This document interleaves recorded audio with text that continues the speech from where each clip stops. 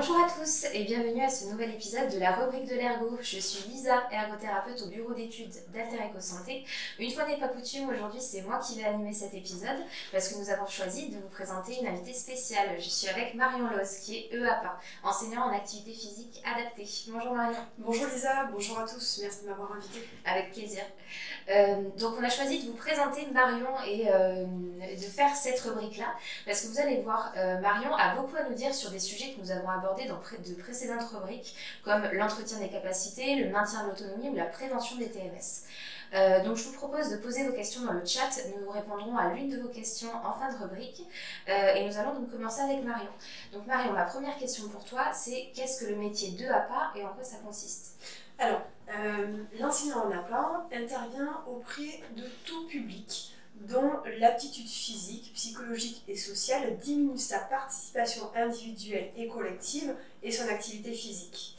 Le professionnel d'activité physique adaptée est titulaire d'une licence STAPS, fac de sport, de niveau Bac+3, donc, pour pouvoir encadrer. Notre formation s'appuie sur les recommandations scientifiques, sur les études qui sont menées par les chercheurs.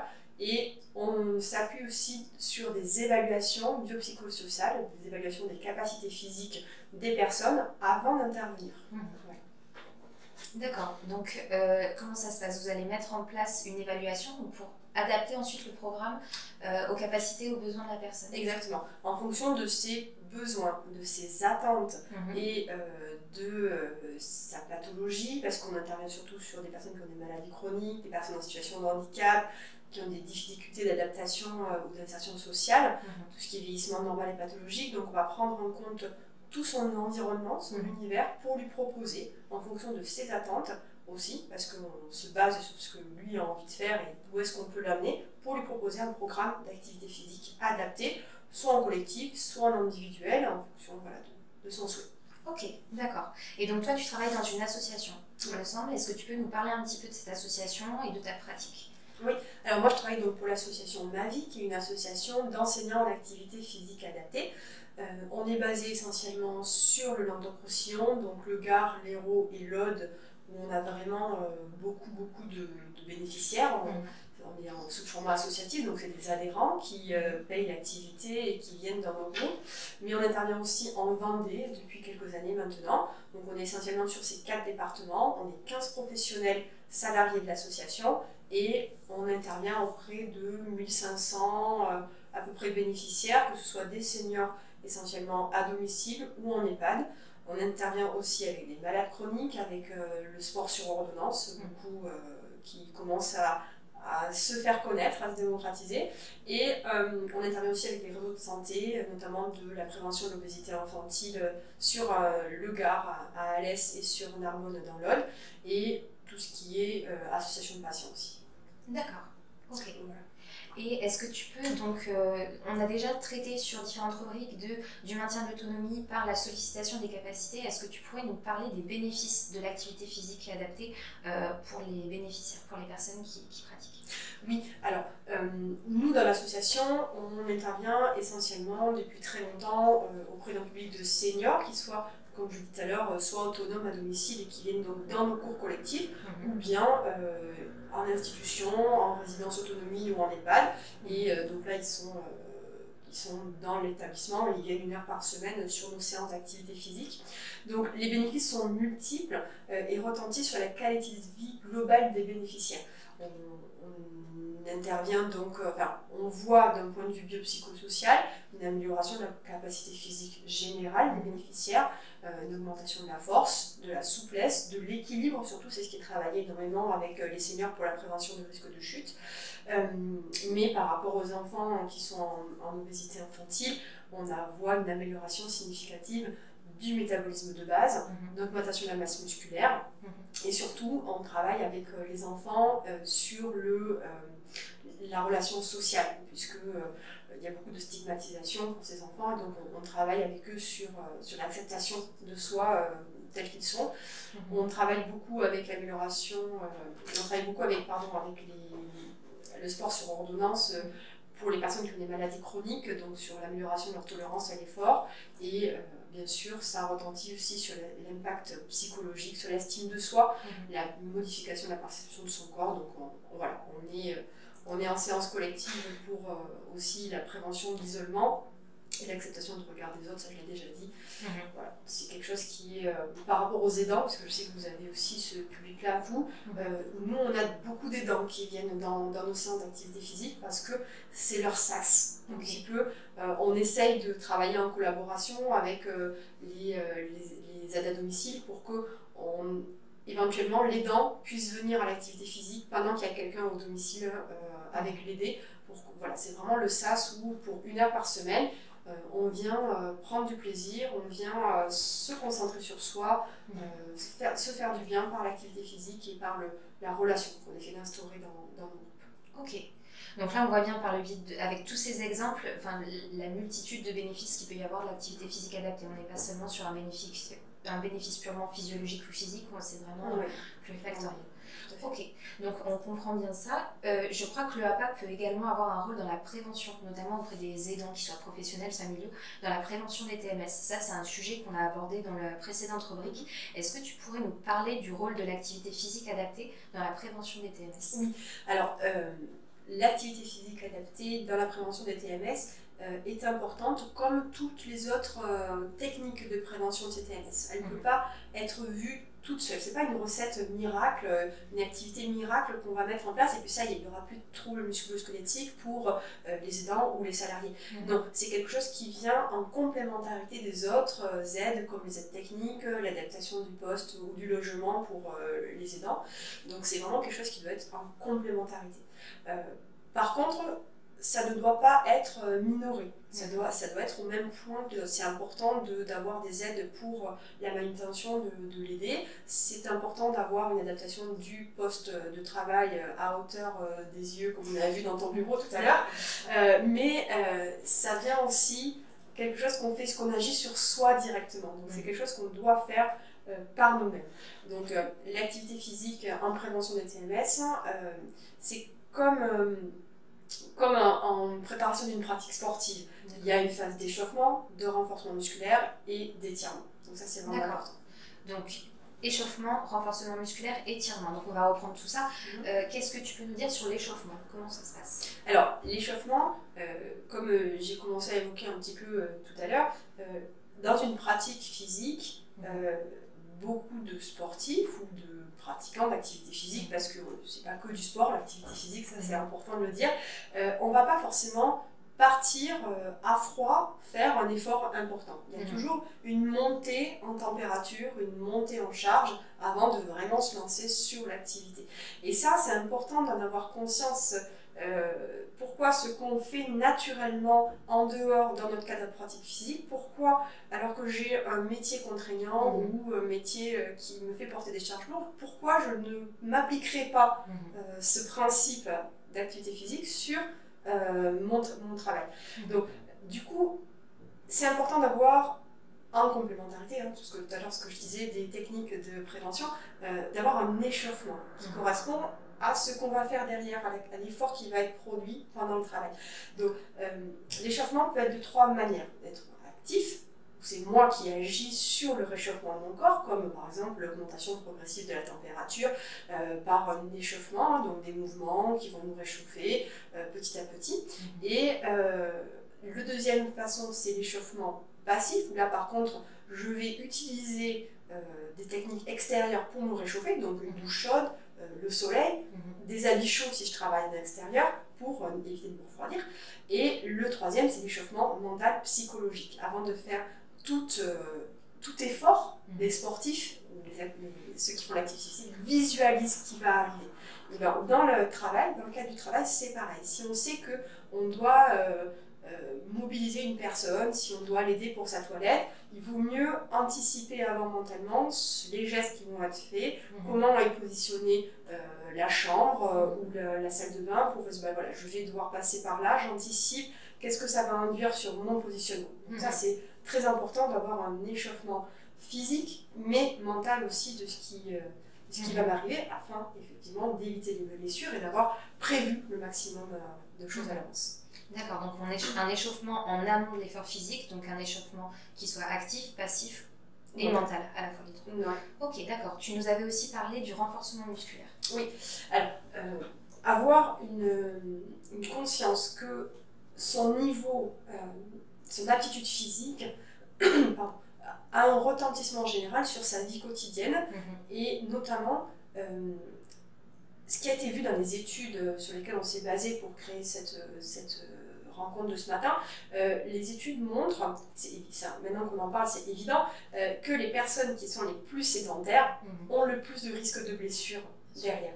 Donc forcément, puisque une personne sédentaire a moins de muscles profonds, a moins de muscles visibles, extérieurs, et donc du coup, quand on doit faire un effort, l'effort est le même, l'effort à produire, ou la tâche à faire, qu'on soit actif et avoir une capacité musculaire forte ou sédentaire, la tâche on doit la faire. Sauf que ce sera plus pénible pour quelqu'un qui n'est pas actif à la base que pour quelqu'un qui est déjà actif et qui a une pratique physique extérieure régulière. Sauf que la tâche, il faut la faire, quand même. Et donc forcément, donc c'est pour ça que les personnes qui sont sédentaires se blessent plus que les personnes qui sont actives. Donc c'est pour ça que c'est intéressant dans la prévention des troubles musculaires de sensibiliser les salariés ou les aidants à avoir une activité physique de renforcement musculaire pour justement avoir un transfert de cette compétence de renforcement musculaire sur sa tâche à faire au quotidien. Donc l'avantage de faire un renforcement musculaire profond, c'est qu'on va être proche des articulations, donc ça va induire derrière donc une meilleure harmonie au niveau du développement et de la production du mouvement. Ça va permettre d'avoir une gestuelle plus précise, plus contrôlée et plus efficace, surtout au niveau des membres supérieurs et membres inférieurs. L'autre point qui est à renforcer dans la prévention, c'est tout ce qui est le travail sur la ceinture abdominale, puisque beaucoup de pathologies et TMS, c'est sur le rachis. Et donc, tout ce qui est lombalgie, tout ce qui est problème cervicalgie, c'est lié à une faiblesse de la ceinture abdominale et des muscles du dos. Donc, tout ça, c'est vraiment à en avoir conscience. Tout ce que vous ferez en dehors, en activité physique, en dehors de votre travail, va pouvoir être transféré et vous aider à mieux vivre votre vie au travail. Les efforts à faire quotidiennement. C'est ça. Ok. Et tu peux nous donner des exemples rapides de comment on peut faire du renforcement musculaire? Alors, soit le mieux c'est de s'inscrire dans un club. Ce club, ça peut être de tout, ça peut être de la piscine, ça peut être dans une salle de sport, ça peut être même simplement aller faire de l'activité physique par soi-même régulièrement. Mais dans tous les cas, ce qui est important, c'est que si vous dites, bon, allez, je m'y mets, ça m'a convaincu ce que m'a dit Marion, je m'y mets, je fais l'activité physique. Si vous reprenez une activité physique, il faut mieux que ce soit encadré. Voilà. Parce qu'une reprise d'activité physique, ça peut être difficile au début, ça peut être... on fait la première séance, on est tout content, mais 2 jours après, il y a toutes les courbatures qui arrivent, on a mal partout, donc ça peut décourager, tandis que si c'est adapté, si c'est encadré, ça va être progressif et vraiment en fonction de son aptitude physique de départ. Donc, moi, ce que je conseille, c'est une reprise d'activité physique encadrée. Si vous avez l'habitude de faire déjà l'activité physique, continuez en accentuant un petit peu sur le renforcement des dorsaux et de la ceinture abdominale. Ok, d'accord. Donc ça, c'était pour le renforcement musculaire. Et pour finir, tu nous avais parlé des étirements. Oui. Donc, les étirements, le principe d'un étirement, c'est des exercices qui sont destinés à améliorer la mobilité articulaire par un allongement progressif du muscle au maximum de son amplitude, et ça permet aussi d'améliorer la mobilité générale, les étirements. Alors attention, sur les étirements, ce qu'il faut savoir, c'est qu'il vaut mieux les privilégier en fin de journée. Ça c'est important parce que quand on étire le muscle, on va comprimer les vaisseaux sanguins qui sont partout dans le muscle, on va fragiliser un petit peu le muscle parce qu'on va le pousser, surtout si on est à froid, on va le pousser dans des amplitudes où il n'était pas prêt à faire ça, et ça risque du coup d'induire des blessures et des traumatismes. Donc du coup, il faut vraiment éviter de faire des étirements en début de journée, avant la prise de poste ou avant la mobilisation de quelqu'un. Il faut vraiment le faire plutôt à la fin de la journée, quand on a passé toute la journée 8 heures devant son ordinateur, on a mal au cervical, on a mal au dos. Là, une bonne séance d'étirement, ça va vraiment faire du bien, ça va travailler sur le côté. Les étirements ont un pouvoir antalgique, donc ça va vraiment faire du bien, ça va pouvoir de réaligner vraiment les articulations et les muscles, donc plutôt en fin de journée, ça c'est sûr. D'accord, ok. Donc si je récapitule bien, on a un échauffement en amont de la tâche physique qu'on a à faire, donc un échauffement qui est actif, qui est passif et qui est mental pour visualiser la tâche. À la fin de la journée d'effort, on va avoir des étirements. Et en parallèle de tout ça, on doit avoir du renforcement musculaire pour vraiment entretenir le corps. C'est ça. Ok, d'accord. Donc, comme moi, je pense que vous en avez appris beaucoup sur le rôle de l'activité physique adaptée dans la prévention des TMS. Marion, si un particulier ou un professionnel veut faire appel à un enseignant en activité physique adaptée, comment est-ce qu'il peut s'y prendre? Alors, de plusieurs façons, j'ai envie de dire. Les professionnels en activité physique adaptée sont présents partout en France. Nous, l'association, on est vraiment sur le nombre de conscients, mais potentiellement des professionnels en activité physique adaptée, il peut y en avoir dans vos structures. Si vous intervenez dans des EHPAD ou dans des hôpitaux, peut-être qu'il y en a déjà un en poste sur la structure, et donc ce serait peut-être intéressant d'aller le rencontrer, voir quelle démarche il peut initier avec la direction pour mettre en place des sessions de prévention pour les salariés. Moi, je sais que j'ai une collègue qui travaille donc à l'association et à la fois qui est salariée dans un EHPAD, et elle met en place depuis quelques mois un échauffement et des exercices entre midi et deux pour les soignants. Donc ça peut être vu. Donc quand vous êtes sur une structure avec des professionnels pluridisciplinaires, peut-être qu'il y a déjà un enseignant là-bas qui peut aller le sensibiliser et sensibiliser la direction, parce que forcément l'enseignant n'a pas, il aura beau avoir l'envie de faire ça, il faut que la direction soit d'accord. Après, sinon, on existe en libéral. Les enseignants n'ont pas sur tout le territoire, vous pouvez nous trouver en libéral. Donc ça, il y a un annuaire sur la Société française des professionnels en activité physique adaptée où vous pouvez retrouver les enseignants à part en libéral sur les départements. Et sinon, pour nous, pour l'association Ma Vie, sur le Languedoc-Roussillon et maintenant sur l'Occitanie, on a le siège social qui est basé à Montpellier, mais on intervient, donc on a comme moi, des professionnels qui sont sur les territoires, sur les départements, pour répondre aux besoins des bénéficiaires au plus proche. Donc nous, l'association Ma Vie, c'est très facile, c'est par mail, par téléphone ou par Facebook. Vous avez le petit bandeau sur le côté avec les informations, donc n'hésitez pas, une petite demande, on répond assez rapidement. Parfait. Merci beaucoup Marion. On va passer aux questions-réponses. Je suis sûre que comme moi, vous avez plein de questions à poser à Marion.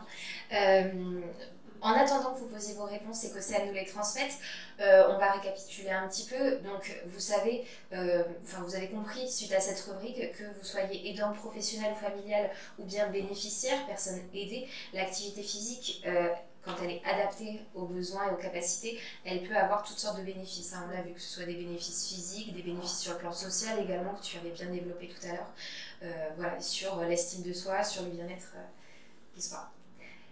Très bien. Océane, est-ce que nous avons des questions? Donc nous avons une première question qui est: comment s'organisent les sessions de prévention des TMS pour les professionnels?